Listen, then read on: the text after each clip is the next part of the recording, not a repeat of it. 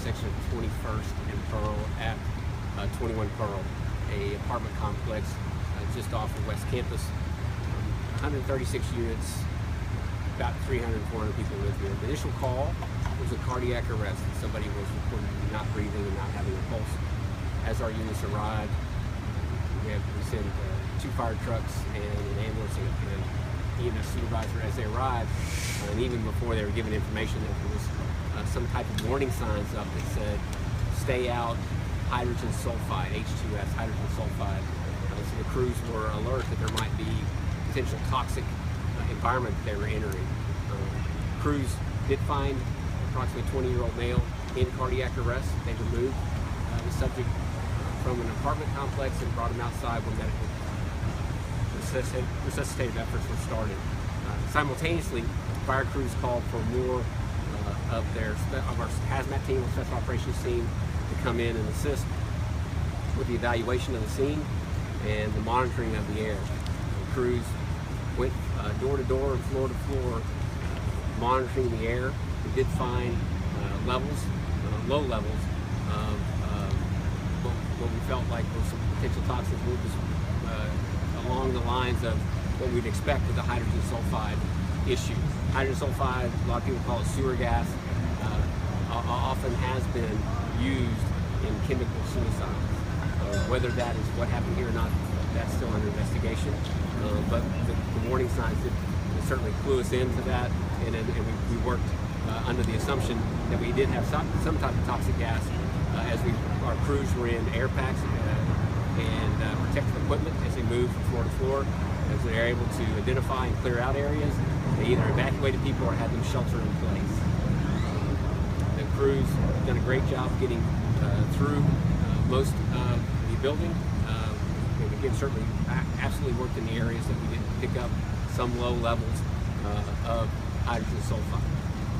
I'm going to turn it over to Chief Jakubowskis to talk about the patients. Forgive me, what is your name, sir? And we'll talk about this in a bit. It's Eric Jakubowskis, Jakubowskis, the Division Chief with Austin-Travis County EMS.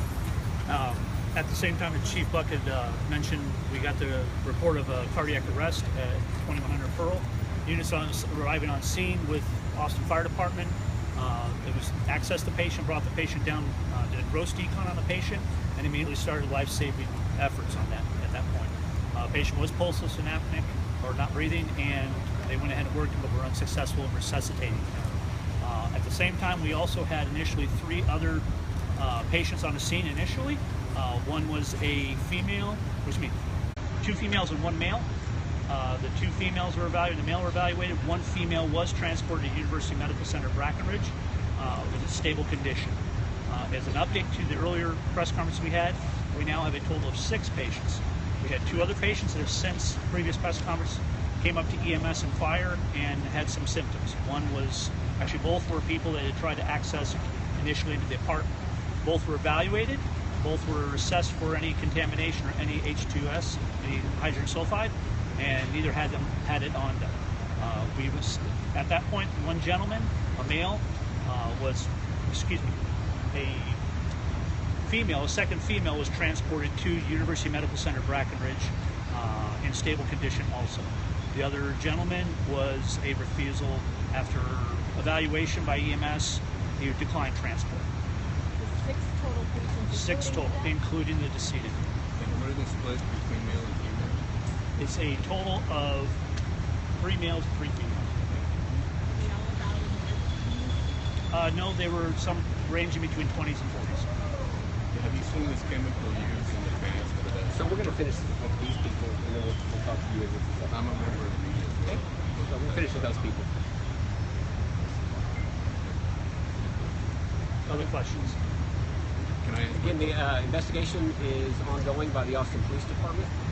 More importantly, as we work through the investigation, we're working very hard to clear the building, continue the ventilation efforts. We want to get everybody back into the building as soon as we can. But we want to make sure that when we do that, it is safe to enter. And by doing that, we want to continue the ventilation efforts and the monitoring efforts. The University of Texas Dean's office is available and has been contacted in case we do end up having to have anybody that needs shelter for the night. We don't think that's going to be necessary, but certainly when we want to make sure that we cover all contingencies. A lot of people are concerned about their pets. Again, the pets, everything we're seeing is very low levels of hydrogen sulfide, and so we feel very comfortable that the pets are okay. We want to make sure. We even have people that we in different parts of the building that we've left in the building, and so as we work through and clear floor by floor, we'll start letting people back in when we feel when we get the investigation taken care of, and we feel like the atmosphere. No, the entire building is not evacuated initially. No, we worked right around the area that we were dealing with, and then we had other people that we just told in the shelter-in-place stay inside their apartments.